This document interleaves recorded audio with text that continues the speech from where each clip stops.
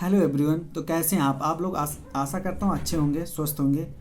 देखिए, अभी मैं थोड़ी देर पहले इलाहाबाद हाई कोर्ट का जजमेंट पढ़ रहा था। उसमें मैंने देखा कानपुर का मामला है। वहाँ पे कुछ काश्तकार होते हैं, उनकी जो प्रॉपर्टी होती है वो उनको 1968 में वो कुछ प्रॉपर्टी मिलती है। मतलब अवार्ड, मतलब कि अलॉट होती है। और कुछ दिन होता क्या है, ठीक 1984 में वो प्रॉपर्टी ना गवर्नमेंट प्रोजेक्ट में चली जाती है। तो 1984 में जब गवर्नमेंट प्रोजेक्ट में चली जाती है तो गवर्नमेंट फिर 1984 में ही याचिका डाली जाती है हाई कोर्ट में कि इसका हमें मुआवजा चाहिए। तो 1985 में 1985 में क्या होता है, हाई कोर्ट आदेश देता है और उनको मुआवजा मिल जाता है। ठीक 54 साल बाद, तकरीबन वही 2019 की बात है,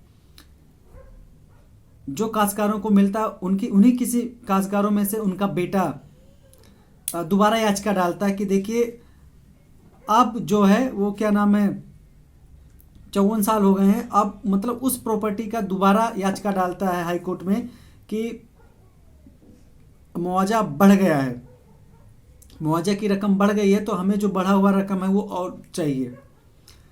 माननीय हाईकोर्ट महोदय उस पर सुनवाई करते हैं, काफ़ी विचार करने के बाद में डिसीजन लेते हैं।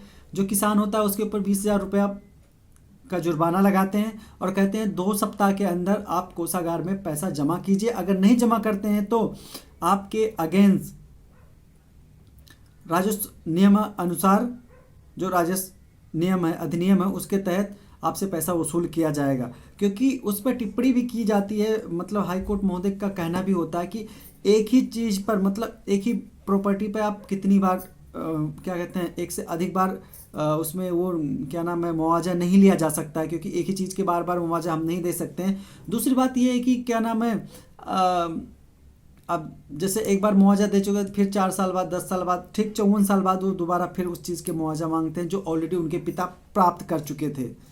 तो इससे ये पता चलता है, मतलब उस पर काफ़ी विचार करने के बाद ये डिसीजन लिया जाता है कि ये व्यक्ति जो है वो कोर्ट का और अपना टाइम बर्बाद कर रहा है और उसे सज़ा दी जाती है 20,000 रुपया जुर्माने के तौर पे, और वो जमा करने के सख्त आदेश दिए जाते हैं। तो इससे आप लोगों को भी ये सीख मिलती है कि किसी चीज़ के या किसी भी अपराध के 2 बार सज़ा नहीं मिल सकती है। उसी तरह आप किसी भी क्या कहते हैं, प्रॉपर्टी का आप 2 बार मुआवजा नहीं ले सकते हैं, भले वो बढ़ जाए या घट जाए, कुछ भी हो।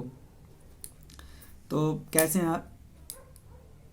और एक दिल्ली हाई कोर्ट का भी एक लैंडमार्क जजमेंट है जो काफ़ी सनसनी बना हुआ है। होता क्या, उसमें पति पत्नी होते हैं आपस में, और क्या नाम है, 100 रुपये का स्टैम्प पेपर लेकर आपसी सहमति से एक दूसरे के साथ तलाक कर लेते हैं। बाद में क्या होता है, पत्नी गुजारा भत्ता के लिए याचिका डालती है ट्रायल कोर्ट में, जो फैमिली ट्रायल कोर्ट होता है। वहाँ पर ट्रायल कोर्ट 7,000 रुपये पर महीना से गुजारा भत्ता देने की बात कहती है, ऑर्डर होता है।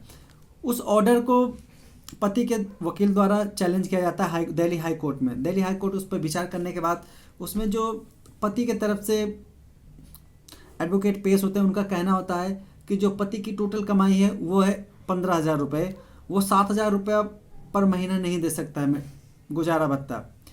तो जो पत्नी के वकील होते हैं उनका कहना होता है कि जो पति है वो रियल एस्टेट का डेवलपर है और उसकी जो महीने की तकरीबन जो इनकम है वो 1 लाख से ऊपर है, तो हम इसलिए 50,000 रुपये के डिमांड करते हैं।